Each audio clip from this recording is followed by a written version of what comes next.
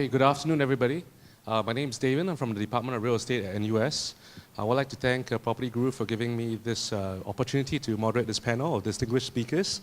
Again, I won't go through the introductions because it's already been made by Alicia, but I'll go straight to the topic. So the whole afternoon, we've been hearing about how technology is going to change our lives. Are you all excited about this? Yes. Can I hear yes, a resounding yes? The last session of the day, show me you're still in here, okay? So we're going to hear from the experts now what they think about three main topics. So the first topic we're going to talk about is how technology is changing real estate marketing and transactions. The second topic we're going to be asking is how technology is changing the way real estate services are delivered. And the third, how technology is changing the way investments in real estate are being conducted. And these three distinguished speakers will be giving us feedback on this. So the first one, let's go into a discussion about augmented reality and virtual reality.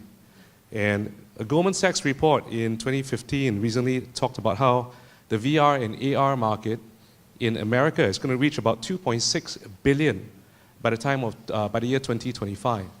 There'll be approximately about 300,000 real estate agents that'll be using AR and VR technology to market their properties.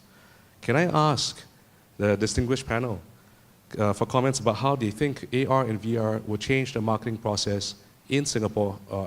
Do we have a long more way to go? Please. Yeah, I can take that first. I think for one, I think there is a long way to go. I think if you look back at just 2017, there was about 2.1 billion invested in startups that are doing AR, VR. So over the coming years, we're going to see a lot of things. I think the way it helps is, one, it helps buyers make more confident decisions, right? Imagine you go into a master bedroom, like you're considering renting this place, but you're wondering if a queen-size bed can fit in over here, right? That's where something where AR comes in to help you be able to visualize and see if this can actually happen. With virtual reality, the way it'll help you is, one, it can really help save a lot of time for agents as well as prospective buyers, right? Instead of going down and seeing 10 places, what if you can sit in your home and quickly look at all 10, do a virtual walkthrough of them, shortlist a few, and then go down and see only those few, right? So I think in that way it can really help.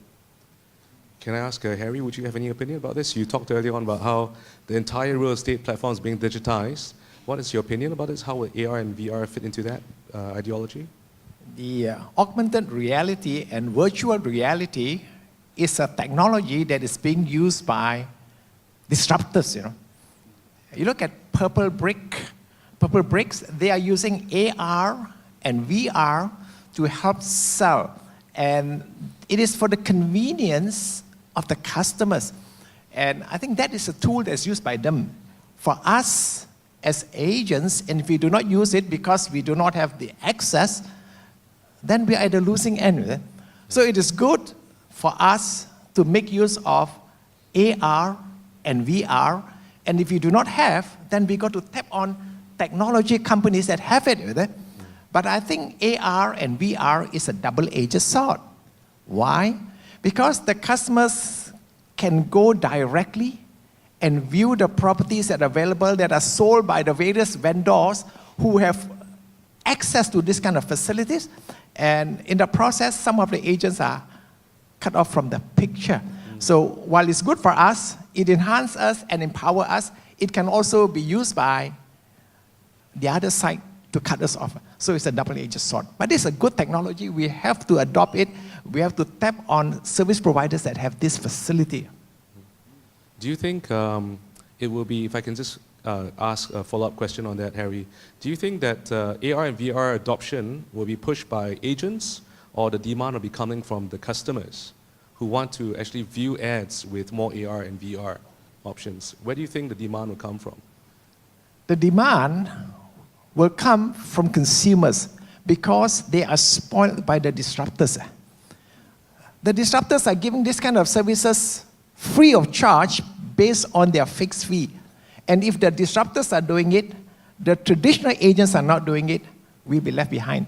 So we've got no choice but to change and adapt and to fight technology with technology. So it is driven by competitors. and we have to be equal, if not ahead of them. Okay. You know, there's a lot of things that are changing the way real estate is being marketed. And obviously AR and VR, like as we said, is something that will be in the feature of a future landscape for real estate agents and also brokerages. But another thing that's come and attracted a lot of attention is the use of drones. You know, drones flying around the space and actually capturing aerial photography of properties, whether it's residential properties for developers or whether even for industrial properties or even corporate offices. Do you think that drones, would anyone in the panel think that drones would be a big feature as well for property brokerages in the future? I'll take the question. I think drone is an exciting technology and it's being adopted in America and now is adopted in Singapore. I've seen the demonstration and I'm greatly impressed. Assuming that you're selling a property that's on the 42nd floor and you want to impress your clients with the view. Now, if we have bought the drone package, the drone could fly on the 42nd level and take an aerial view, and you can give this to your customer.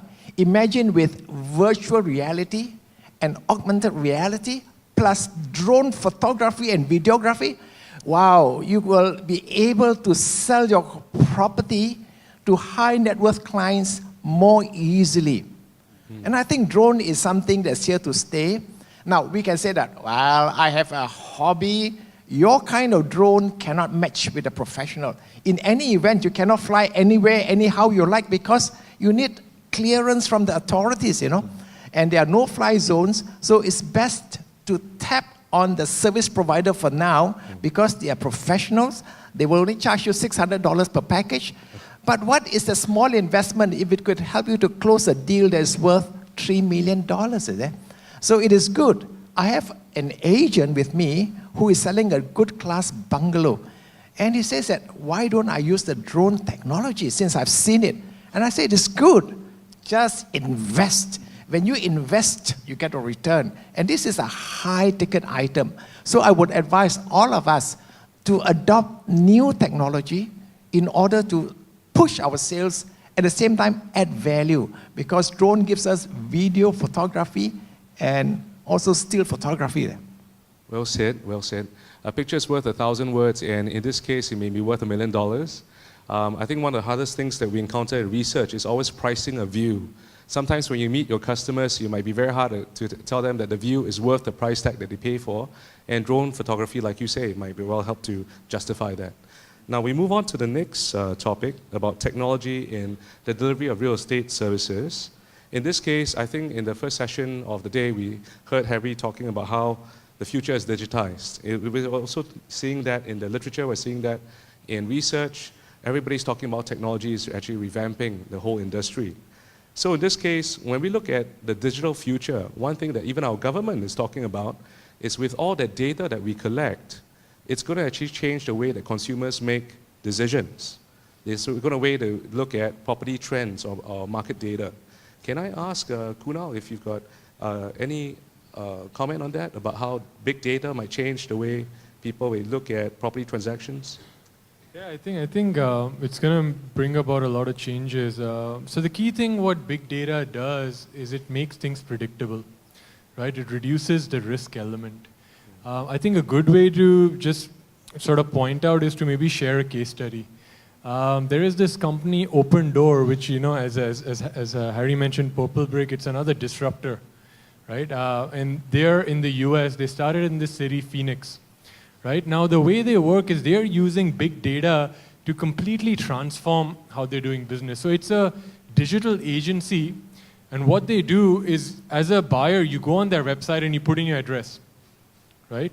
And they will use their data to figure out the ideal price this unit can sell for, and they will buy it from you right away, right? So as a buyer, you get an instant closing. Sure, they will give you about 5% less, right? And they will do it only because they have the confidence that they can sell it off very fast, right? So that's an example of where they're using data to predict the selling price, and they're so confident they can do it in X amount of time, and the market is only going to move so much in that amount of time that they can offer such an amazing service to their buyers. As a result, they've become the #1 brokerage in Phoenix, and they've expanded to 10 more cities. right? So I think that's an example. Fantastic. Can I ask Francis, what is your view on how big data may be used in property transactions? I guess Singapore is a pretty advanced market in the sense of the metrics and the data of property transaction. Let me just cite the example. If you go to Hong Kong, and if you notice how properties are being marketed, you realize that you have like the few major players, and they will plaster a lot of photos on the shop front. You have seen that before? Yes, and the reason why that is so is because that's the way that the Hong Kongers buy properties, and the companies dictate that kind of arrangement where people have to go to that particular street and to look at the properties. But in Singapore, I think we are one of the most advanced and the most transparent in the sense that nothing is being hidden. If you want to see anything, whether the master plan, the concept plan for the next 10, 20 years, the master planning for the next 5 years, all the data that's pertaining to land sales, transaction, everything's online, everything's online. So is this a threat to us or not? I think in the early days, when the real estate industry, when we were just finding our way, in fact, I think agents, we thrive in the sense of the lack of information. People, our clients do not know better. Our clients do not know a lot of information, and I think that's where we sell information. But later on, as all this information became very, very prevalent, did it really affect us? Did it help us, or is it detrimental to us? I think it did help us. For instance, all this big data allows customers to form a better decision, like what was mentioned earlier. I mean, very good decision. And big data is here to stay. And from big data, it gives customers a lot of confidence to listen to your advice. But for us as real estate agents, I think the most important thing is how do we harness this? Because big data will definitely help.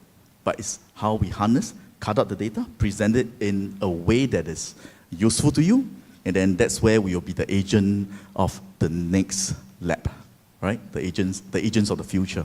Yeah, we'll have to engage big data. So thank you for that.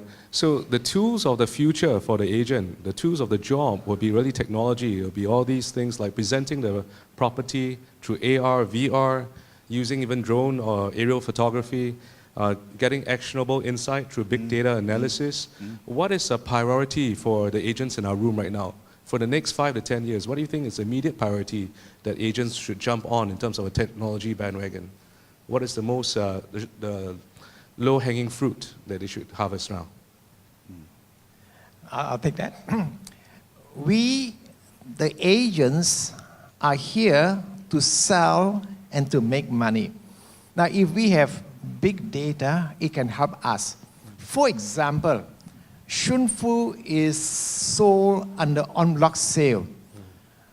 There is a company that has this big data analytics done, and they can point out that about 20% of those sellers would like to buy properties within that vicinity. Now, we, the agents, do not have that kind of technical ability. But if we are prepared to invest and buy the package from that company together with the SMSs that have been washed, we can connect and reach out to possible buyers and entice them to buy properties that are within the vicinity. So big data or other technology is here to help us. Now, I'm an agent, and I'm also very stingy. Must pay money. Already subscribe here, subscribe there. You ask me to pay $600 for drone, pay another $300 for big data. Come on, man. So because we are reluctant, we don't spend. But there is another group who is willing to spend, and because they spend, they not only spend, but they make use of those technology to help them to enhance their sales. They are the winners.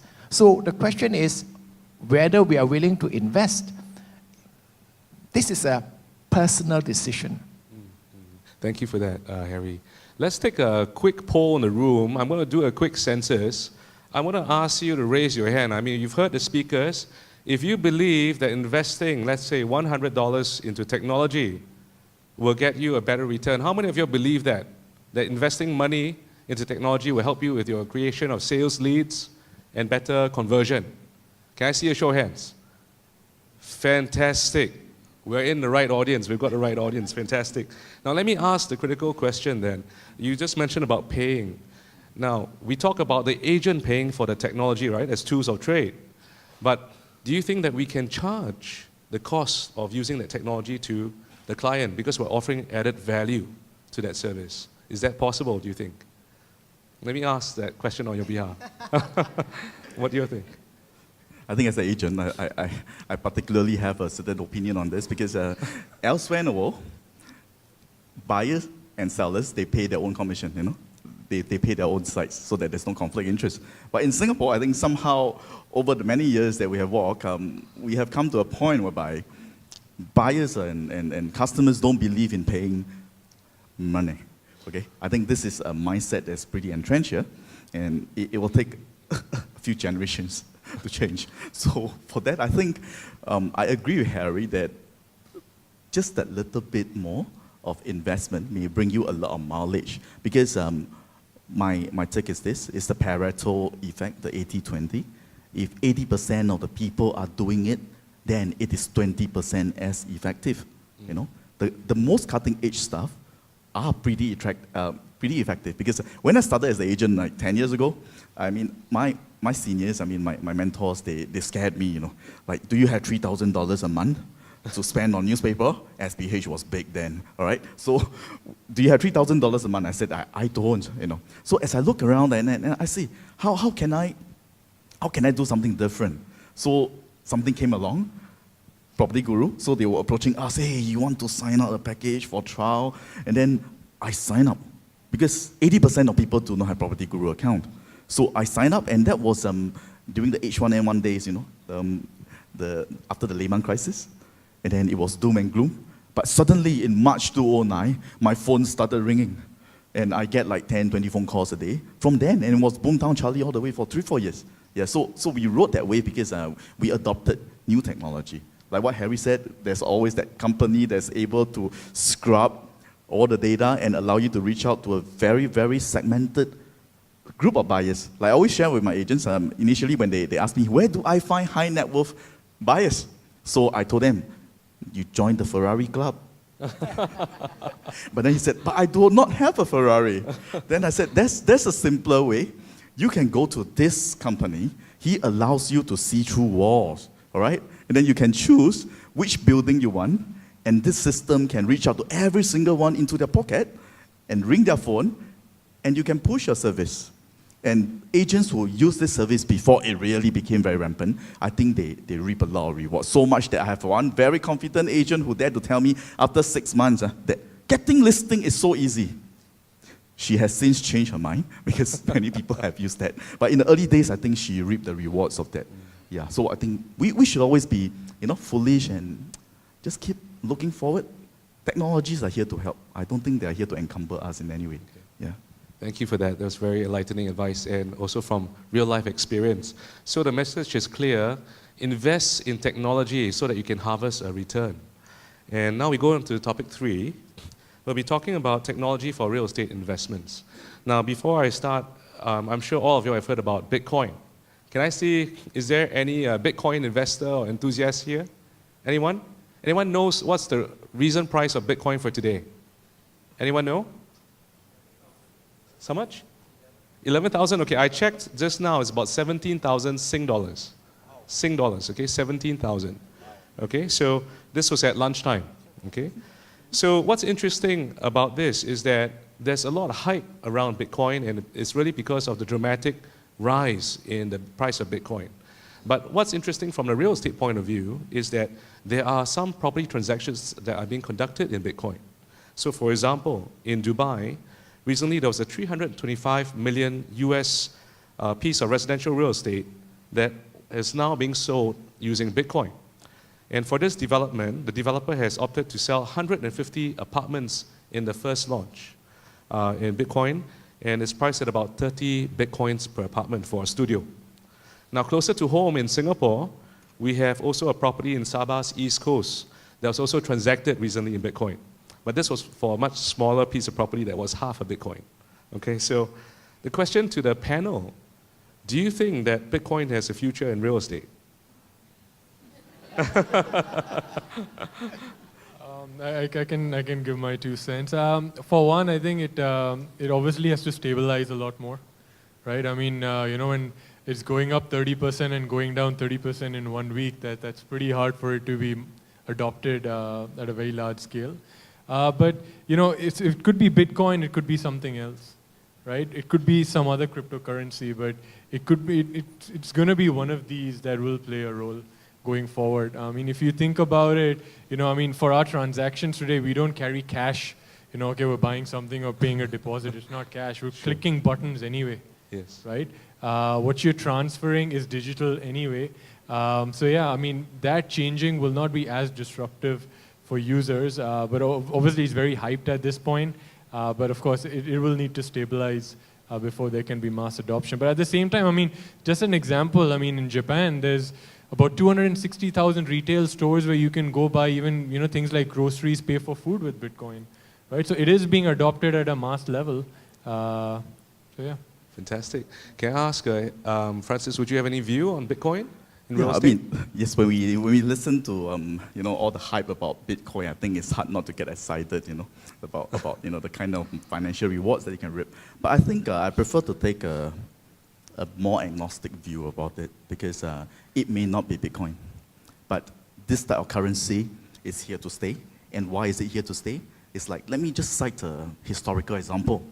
How many of you have made copies of books or articles over the last 1 year?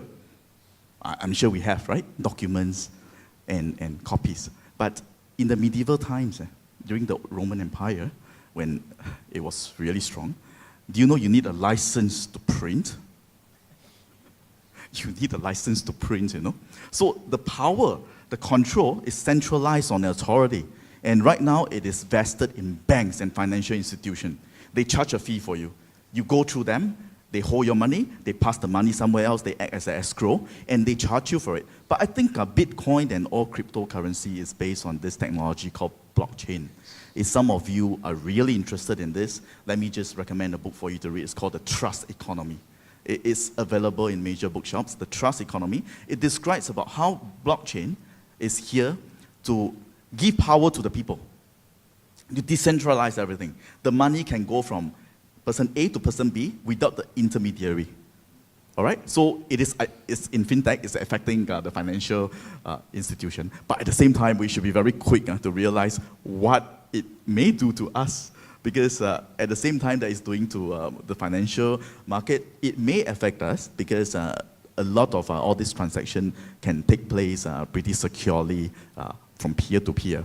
But it will not happen so fast. And my point is, I think later on we may want to talk about some other stuff. But before that, I just say that agents on our own as advisors is very important, because all these technologies are here to make things really so much easier.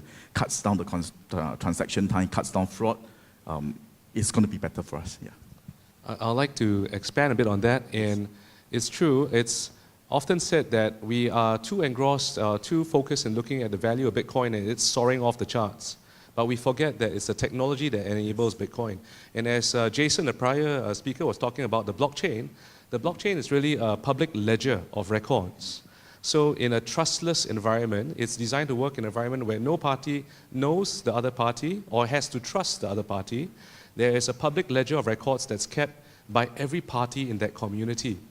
And because that ledger of records are always being updated, everybody knows exactly who does this unit or token belong to. And it's very interesting because in NUS, we teach a little bit in the courses about blockchain and real estate. And in our courses right now, in the course that I teach about blockchain and real estate, I tell my students, don't get seduced by the technology. Don't get seduced by blockchain per se, but understand what blockchain can do. And the future is, blockchain is going to enable transaction and trading in property. And we're seeing that with some startups, even in Singapore, called Fund Places, for example. They do property tokens and tiles. Could any one of you elaborate a bit more about property tokens and how that might feature in the real estate landscape in the future? Could I invite any of the speakers to talk about it? Tokenization, I think, in my opinion, it is an eventual development of the REITs Okay? Because previously, when we want to invest in real estate, it's a big ticket item. It is like either everything or nothing. But the REITs kind of made it possible for you to invest a fraction of it. But with blockchain, I think it becomes really possible to turn property assets into small little tokens that we can trade without a lot of transaction costs, and there's a market for it. I think right now it would sound really very far-fetched because it took many years for us to realize what the internet can do, because previously we were posting photographs of, information about companies, but later on we realized that the internet is really about blockchain, about the social capital, about social media, about reaching out, So I think based on that, the eventual path for us is that we will go down this path, of tokenization. It's not affecting us that much yet, but it will. And I guess the only way that we can survive is to read. Is to read forward and to read widely so that you know what is going to come, what is around the corner. I think that's the only way forward. Any other comments, speakers? Yeah, I think the other advantage of tokenization is you get to reap the benefits.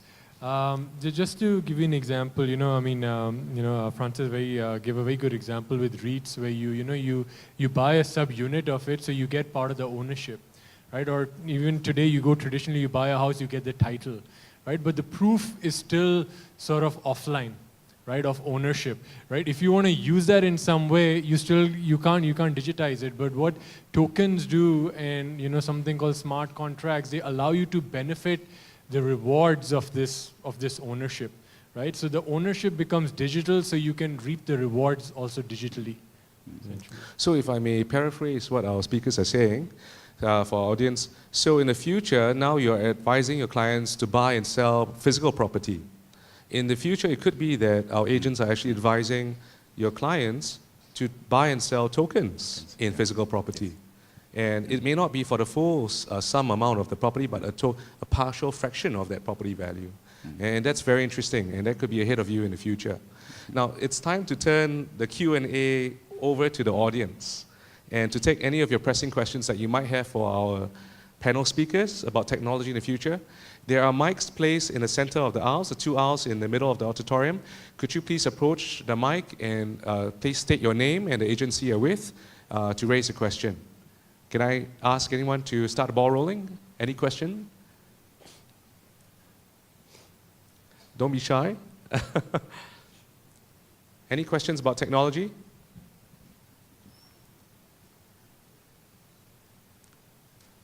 If I may, maybe I'll start with the first question. I'll start with the question again. Last chance before I start with my question. Okay. So we talked a lot about how social media features very prominently in real estate marketing. And I'm sure a lot of agents are using social media. But in the last US election, we also saw the importance of fake news. So how is fake news something that's important that we should take note of in marketing our properties online? What are your thoughts on that? I can tell you for one that as an agent, fake news has been around for a very long time, right? Yeah, it has been around. So, but I think technology will come to the rescue. Like previously, before Uber could actually, happen, people dream of it. That one day, I know where the taxi is, and the taxi know where I am. But it didn't happen until someone managed to put a military-grade GPS system in my pocket. And that happened with the advent of the smartphone. Yeah. So based on this, technology will always catch up to help and to make it possible. A lot of all these things that we are talking about. Yeah. Okay, thank you for that, Francis. Any questions from the audience? If I can encourage anyone to come up to ask a question on technology. Has anyone wants advice from our distinguished panel of speakers? Anyone at all? Going once, going twice. Maybe I would like to throw something to the panel as well. Sure. How many of you have heard of smart contracts? Anyone? Show of hands, please. Anyone heard of smart contract? Not e-contract, smart contracts. Yeah, it's going to be big. To give an example, maybe, smart contract is this. For instance, we buy travel insurance, so we will pay a certain premium, and later on, our flight is delayed. And what do you do when you reach Singapore? You got to log on, you got to send in the form, the application, and then you wait. You wait for the money and the compensation to come in, right? For instance. But a smart contract is different. A smart contract through the blockchain system is able to be programmed in such a way that should your flight be delayed, both sides know. The contract knows. Yeah. The airline knows. Information is being passed. You do not even have to claim from it.